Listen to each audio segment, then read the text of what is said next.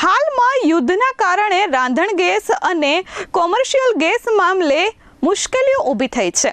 ત્યારે આ મુશ્કેલીઓ નિવારવા લોકોએ હવે ઇલેક્ટ્રિક સગડીનો ઉપયોગ વધાર્યો છે। બજારોમાં ઇલેક્ટ્રિક સગડી ખરીદવા લોકો હવે ઉમટી રહ્યા છે। ઈરાન અને ઇઝરાયલ અમેરિકા વચ્ચે થઈ રહેલા યુદ્ધની અસરો હવે દેખાવા લાગી છે। રાંધણ ગેસના બાટલા ન મળતા અને મુશ્કેલીઓ ઊભી થતા હવે લોકો અલ્ટરનેટિવ રસ્તાઓ પર ચાલવા લાગ્યા છે। સુરતમાં ગેસ સિલિન્ડર ઓનલાઈન બુક ન થતા લોકો લાંબી લાઈનો લગાવવા મજબૂર બન્યા હતા। ગેસ એજન્સીની ઓફિસ બહાર લાંબી કતારો જોવા મળી હતી। ત્યારે હવે લોકો ઇલેક્ટ્રિક સગડીની ડિમાન્ડનો વધારો કરી રહ્યા છે।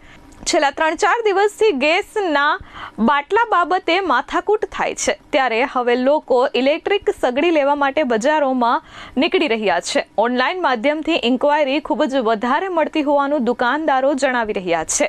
ઇલેક્ટ્રિક દુકાનના સંચાલકો સગડીના સ્ટોકમાં એક બાજુ વધારો કરી રહ્યા છે અને સગડીની ડિમાન્ડ 200%થી વધુ વધી હોવાનું પણ દુકાનદારોએ કહ્યું છે।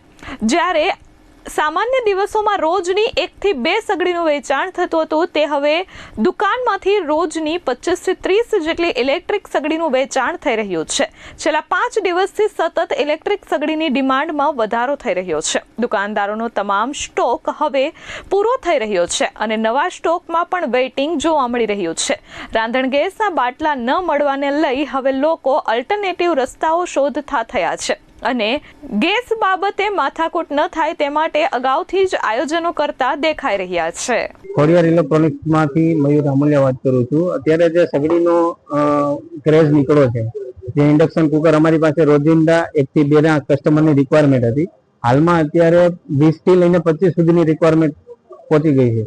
જે રાંધણ ગેસની સમસ્યા થઈ છે જેના હિસાબે અત્યારે કસ્ટમર જે જૂની એની પુરાની પડેલી ઇન્ડક્શન છે એ બી ચાલુ કરાવે છે અને સોલારની અત્યારે બધા પાસે ઉપલબ્ધ હોવાથી કસ્ટમરને બી ફ્રી ઓફ કોસ્ટ આ પડી રહે છે। બહુ બધી સગડીની માંગ વધી ગઈ છે અત્યારે।